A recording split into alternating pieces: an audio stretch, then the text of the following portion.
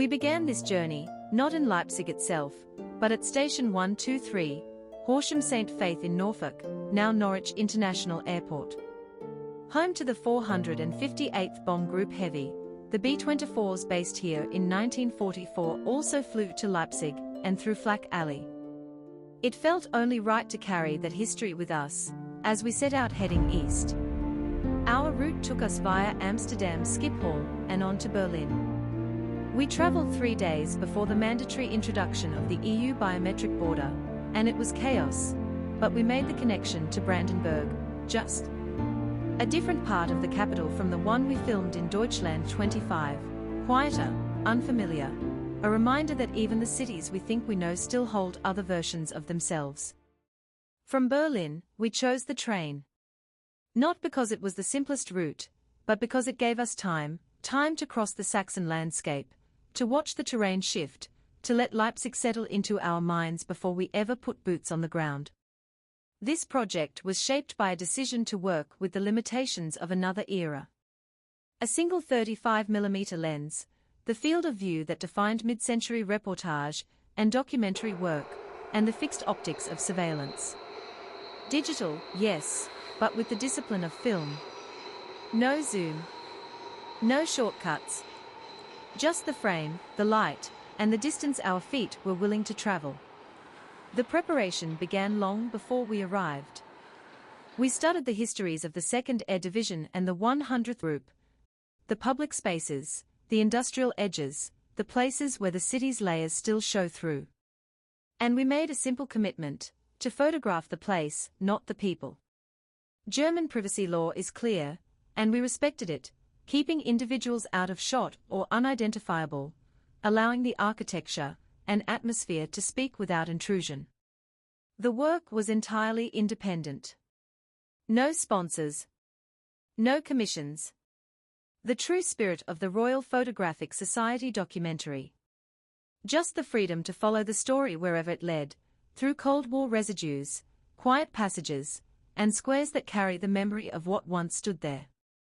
And in practice, the camera became almost invisible. Small, unobtrusive, unthreatening. We moved through the city without challenge, without interruption, simply part of the everyday flow. The fixed lens helped with that. It asks you to be present, to walk the frame, to earn every angle. Before we chase the shadows of the Leipzig we found, we wanted to show you how we approached this photo essay. With respect, restraint, and a way of seeing shaped by the past, and by the journey that brought us here. Our thanks to the fixers, to Leipzig Tourism and Marketing, and to the management of Agra 2026 who made this work possible. To Georg Ludwig von Breitenbuch, State Minister for the Environment and Agriculture, for taking time from a demanding schedule to speak with us. To the taxi driver, who took us to Agra, and gave us the inside view of real life in this very liberal city. And to the staff at the Hasag Labour Memorial, for an hour of difficult but necessary conversation. And to the American Library here in Norwich, which has given us the ability to screen our film, to the heritage groups associated with the memorial to the 2nd Air Division, 8th Air Force. So now, let us move on to our first shadow shot entirely on the ground, but with our thoughts firmly on the boys above, at 20,000 feet, 82 years ago.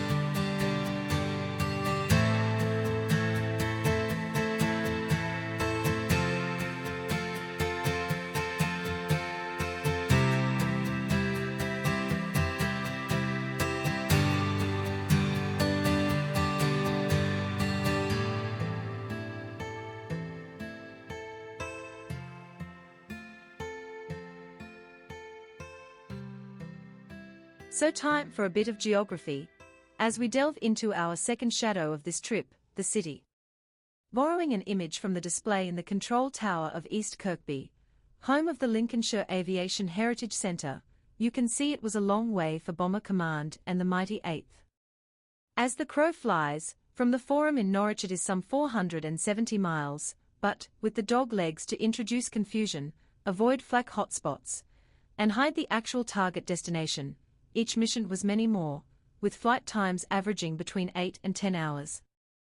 So having left Berlin behind, with its battle-damaged Reichstag, and the border evidence between East and West, we are now in der Stadt of Leipzig. On February 20, 1944, 10 horsepower continued the efforts of the 8th Army Air Force in targeting the transportation infrastructure of the Third Reich, and specifically the rail marshalling yards with the American weapon of choice, the M64 500-pound general-purpose bomb. To our mind, it was a racing certainty that the Hauptbahnhof would have been worked on and rebuilt over the last 82 years, so we headed out to Plagwitz to the southwest of the city centre. According to available research, this area was hit on that first day of Big Week, and whilst there is nothing we have found to suggest that this specific crew released over this specific target, it is a distinct possibility. So with a bit of journalistic license, we will take that with us and have a look around the district in general. We found the old rail yard, still in service as a depot for Deutsche Bahn, but displaying a significant amount of damage and decay. The existing line bypasses the old station, and the station cafe was closed at this time in the morning. The German High Command put the effect of the attacks on rail infrastructure second only to those on oil production, such as the Ploiesti raid in Romania. So like Iran today, it's all about oil and transportation, nothing really changes. What we did find difficult was the German privacy laws. While taking photos in public is generally allowed, publishing, sharing, or storing recognizable images of people without permission is prohibited, with violations punishable by fines or imprisonment. Whereas in the UK, we would embrace the idea of using people to add movement and focus, here in Germany, it's either nobody in shot, or edited out in post. Anyways, a couple of hours later, we headed back into the city centre to have a look at Platform 24, and the historic locomotives of World War II.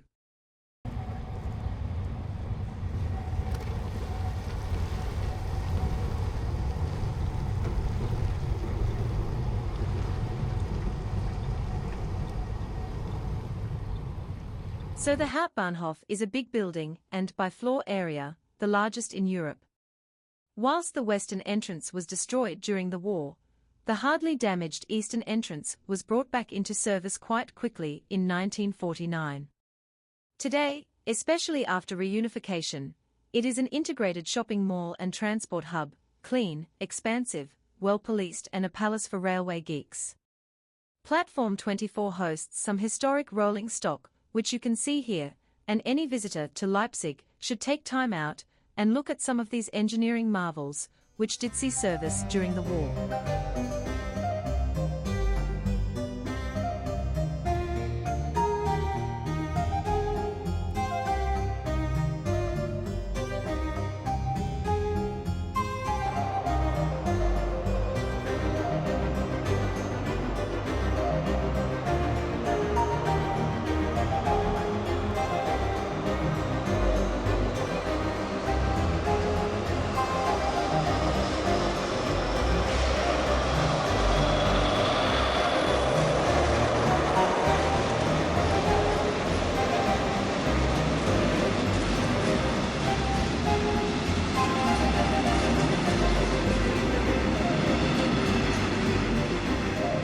So turning to the city itself.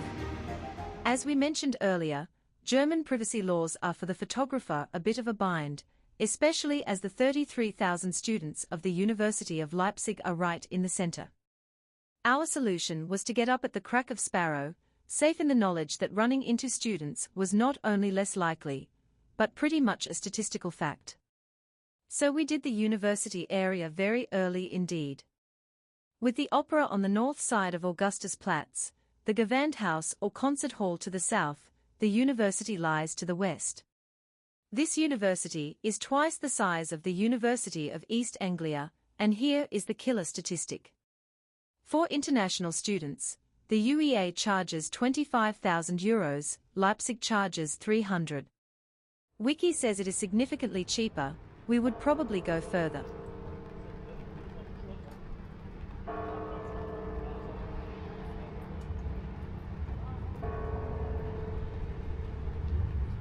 So we have had a look around the very compact, walkable and friendly city centre, and now we must address the elephant in the room, or in this case the zoo. Coming back on topic, 10 horsepower was fulfilling the mission brief of Big Week in attacking aircraft manufacturing.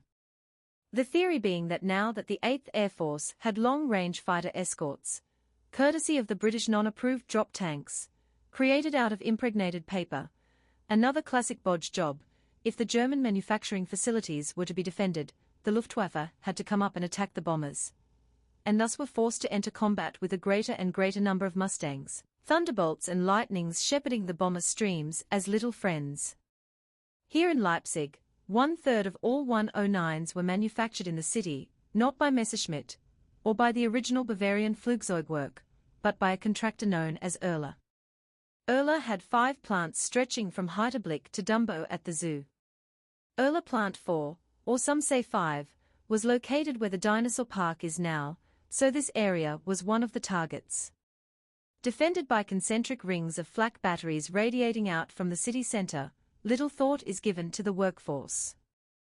Take it from us, this was not unionised labour at all. Before examining the labour pool shadow, we must first understand the Allied effort to suppress and confuse the German flak system. That takes us back to Bela Hall in Norfolk, headquarters of RAF 100 Group, and to the network of airfields under its control, where Britain and the 8th Air Force concentrated its radio countermeasure operations. German heavy flak was directed primarily by the Wurzburg gun-laying radar, and 100 Group's role was to blind, deceive, or overload that system. To do this, the group deployed a mix of airborne jammers, notably the Carpet series, carried in modified B-17s and Halifaxes, alongside the American 36th Bomb Squadron. These aircraft operated in concert with Mosquitoes, which provided protection and hunted German radar-guided night fighters. Much of the detailed documentation surrounding these countermeasure operations, especially the technical parameters, frequencies, and post-war exploitation, remains classified or heavily redacted. These files are still withheld on the grounds that elements of the technology and methodology retain relevance to modern electronic warfare. By contrast, the Bletchley Park and Ultra material was released after 75 years because the cryptographic systems involved had long since become obsolete. We did come across photographic evidence of a Halifax jammer from North Creek, on the ground, returned from a sortie to Leipzig, and hence why it deserves inclusion, as a shadow itself. So, let's return to the workers, and to our conversations with the team at the Leipzig Nazi Forced Labour Memorial at the Old Hasag site. Their job is a difficult one, to hold the memory of the 75,000 people who were brought here under the forced labour program, housed in camps and billets scattered right across the city. It's a quiet, serious place, and the staff were generous with their time. This was one of the locations where we asked how people today view the outcome of the 8th Air Force operations over Leipzig. The answer was remarkably consistent. If removing a dictatorship required that level of force, then that was the price. And because the city was ultimately taken by the 69th Infantry Division of the U.S. Army, there's still a strong sense that the liberation of Leipzig was, in many ways, an American story. When we asked a related question, East Germany or West Germany, almost everyone we spoke to leaned towards the GDR, specifically for its housing provision and the affordability that came with it. Whatever else people may think about the system, the housing question still resonates. We are fortunate that film survives from the 19th of April, 1945, shot by the U.S. Army, showing the surrender at the Hauptbahnhof and the roundup of the German police outside the university library. The QR code you have will take you straight to that clip on YouTube, and it's also included in the war footage handouts you've been given. From here, we are heading up the Leipzig-Mockau rail corridor, once a prime 8th Air Force target, towards the old airfield. Before the war, this was home to the world's first airport hotel, built for the distinguished Zeppelin traveler. Today, the glass hall of the Leipzig Trade Fair sits squarely on the wartime airfield, a modern structure resting on very old ground. And during our visit, the biennial agricultural show happened to be underway. With the Royal Norfolk Show in mind later this year, the organizers kindly offered us press access, which gave us a useful window into how Saxony presents its agricultural sector today. And then, as ever, challenged for time, it was a taxi back to the city center.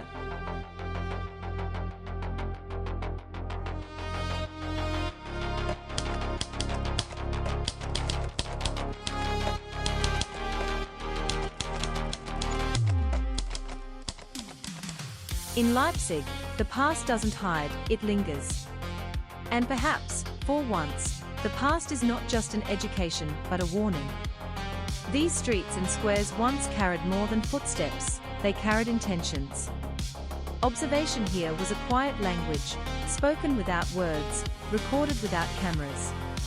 Today we walk the same paths, not to uncover secrets, but to understand the architecture of state attention. To see what they once saw. To feel what they once felt. To notice the patterns they mapped, the silences they measured, the spaces where stories folded into shadows. We are not the watched, nor the watcher. We are the observers of observers, tracing the outlines of a system that left no fingerprints, only echoes, and a mountain of folders no shredder could erase in time. In this one city alone, 10 kilometers of files remain. Their memory deserves attention, and perhaps a hint of caution, as we navigate the digital world. The influence the communist state exerted on visiting Western academics traveled home with them, and the recruitment of informants is well documented. But times move on, the wall is down, and the question now is different only in method, not in intent. With facial recognition cameras appearing across English cities, and with no constitutional protection of free speech like that afforded to citizens in the United States, some observers argue that the UK state may not be so different from the Stasi in its appetite for information. Has digital surveillance replaced the notebook, the informer, the watcher on the corner? Even the US State Department's 2024 Human Rights Report noted troubling restrictions on free expression in the UK, describing traits that, to them, resembled state control. The echoes are uncomfortable. And so we stand here in Leipzig, the city where, in 1989, the words "we are the people" carried real meaning and real consequence. Perhaps that is the souvenir we should take home from the citizens of Saxony, a reminder that vigilance is not paranoia, and that the defense of freedom begins long before it is visibly threatened. So the watchers with their hats, coats, notebooks, and cameras have gone. The citizens are free, or are they? Replaced now with voluntarily surrendering huge amounts of data, and paying for the privilege, through their mobile phone contracts. In Germany, Human Rights Watch, on their website, state, federal police law allows interception of communications of persons against whom no suspicion of a crime has yet been established, and therefore, no criminal procedure measure can yet be ordered. This fails to ensure the necessary protection against unjustified and arbitrary interference in people's privacy, required under international law. Human Rights Watch and the United Nations have pointed out the importance of encryption and anonymity for data protection and the right to privacy. A Stasi dream in concept. Replicated and surpassed in the UK through the use of IMSI technology, gov.uk, state on their website. UK police forces are actively deploying live facial recognition, LFR, in public spaces to identify suspects, with 80% public backing, contributing to over 2,000 arrests. The technology maps facial features to match against watch lists, with recent court rulings confirming its lawful use with safeguards.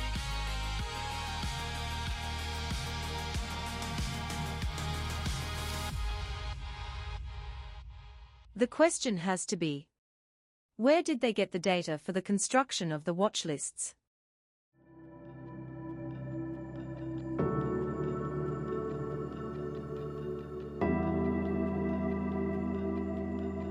For those of us who have grown up and lived in Norwich, Jenny Lind has always been associated with the Hospital for Children, and before it moved out, and was incorporated into the Norfolk and Norwich at Coney.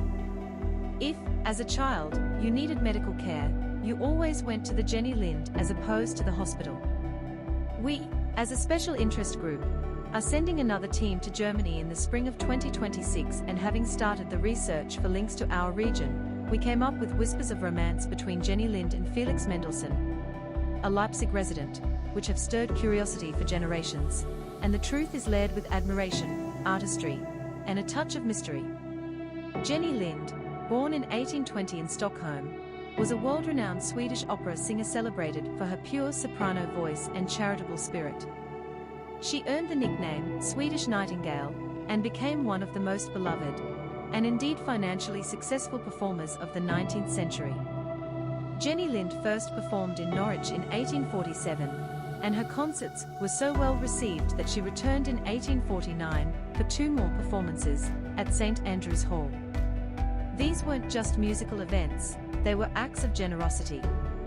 The proceeds from her 1849 concerts were earmarked to fund a hospital for sick children.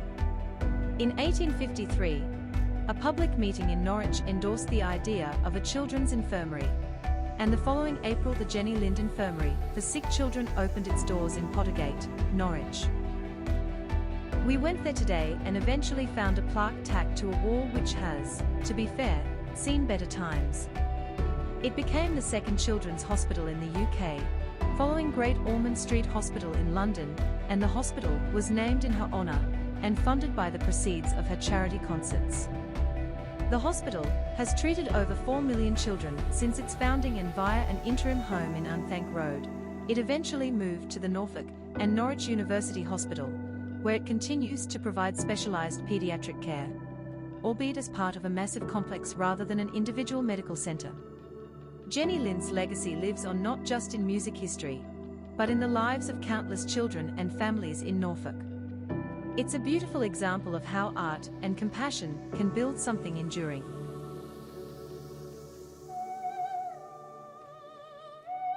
What about Felix? Was she his squeeze? Not in the conventional sense. But she may well have been the muse who stirred his heart and inspired his music. We will check it out next year in Leipzig and come back to this clip with an update.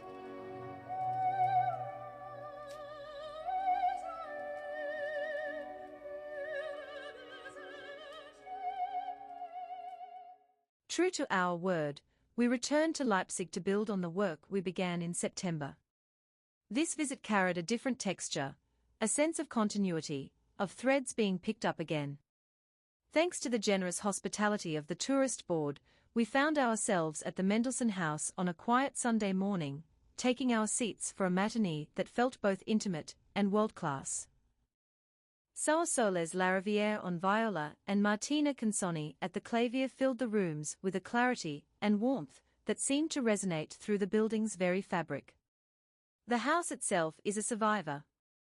It endured the bombing that reshaped so much of Leipzig during the Second World War, something the piano factory around the corner could not claim. Standing in room 10, once the heart of the Mendelssohn family's social life, I felt a faint but unmistakable sense of recognition. It is entirely plausible that I am not the first person to walk the lanes of Norwich and eventually find myself here, in this quiet enclave just steps from the city centre.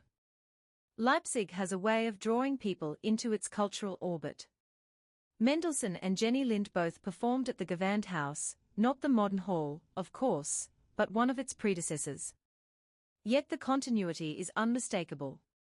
Culture has long been the city's defining pulse, carried by names that echo through European music: Bach, Mahler, Schumann, Wagner, and Mendelssohn himself. Their presence lingers not only in concert halls, but in the city's everyday spaces. Auerbach's Keller, in the Madler Passage, is one such place. Its association with the Faust story has made it a cultural waypoint for centuries. We visited, as countless others have, including Angela Merkel, during her student years at the university. It is a reminder that Leipzig's cultural life is not confined to museums or concert halls. It is woven into the city's social fabric, its stories, its rituals, its cellars. In coming here, we were not simply following up on a previous clip. We were searching for answers in a city where history, music, and lived experience continue to overlap in ways that feel both grounded and quietly extraordinary. We loved every minute of our visit, and it is a fascinating place to spend a few days.